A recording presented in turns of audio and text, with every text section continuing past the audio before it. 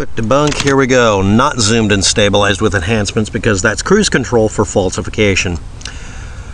At the 20-second mark in a 1 minute and 10 second video uploaded by Para Breakdown on the 25th of January, you get this image. Now we're going to go to the next one. We're just going to bounce back and forth between them.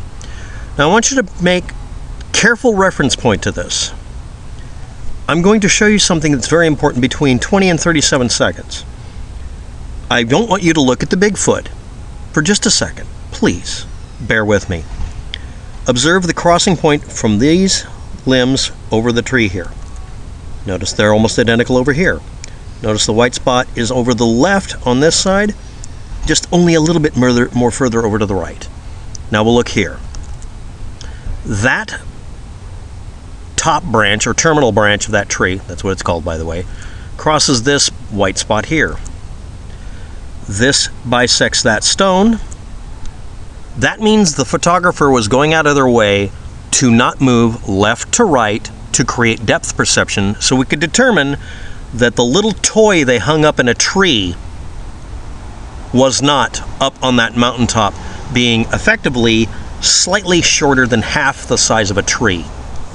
It wasn't a Bigfoot, and as soon as it started twisting so you could see that it was actually pirouetting on a hunk of rope or twine, the photographer turned away from it. Now I want to explain this to you. If you're part of a group of people who are looking for proof of Sasquatch, why would you turn the camera away from what you have for proof? Number one.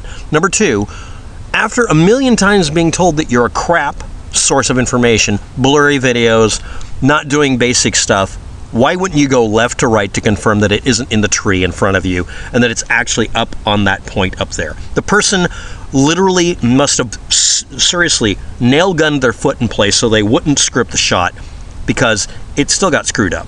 The object up there, which may have actually been some fuzzy toy for all you know. Over that period of time, 20 seconds, this extremely excited person who's a Sasquatch hunter didn't move enough to cause more than maybe a half pixel of change? Really? So that we could get a depth perception reference point? Okay, right here. Let's try something else. This branch here intersecting this white space with a little with a divot in the middle of it. Did it change at all? No.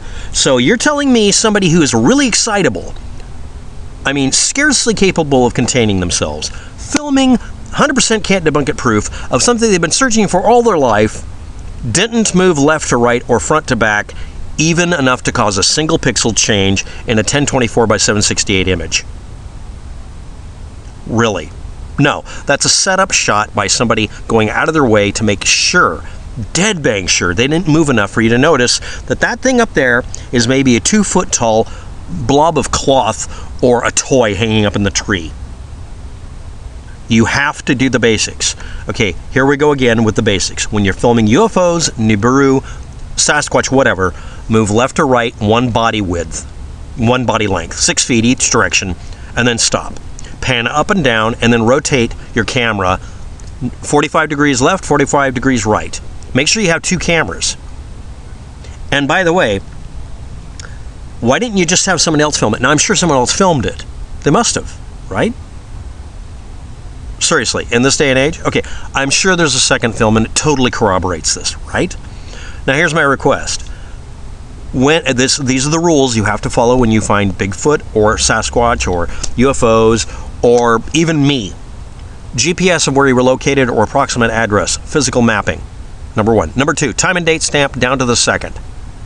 Number 3, you have to do those basic gymnastics with the camera and then steadily take an image. This guy was turning away from his subject matter. If you were filming a naked chick running on the beach, would you zoom in and out and turn your camera away or keep pointing at what you're trying to record? What is it this person's coveting? Making sure you can't see the little toy figure they stuck up in a tree rotating badly in the wind. Thanks for watching. Have a good day. Good luck with that.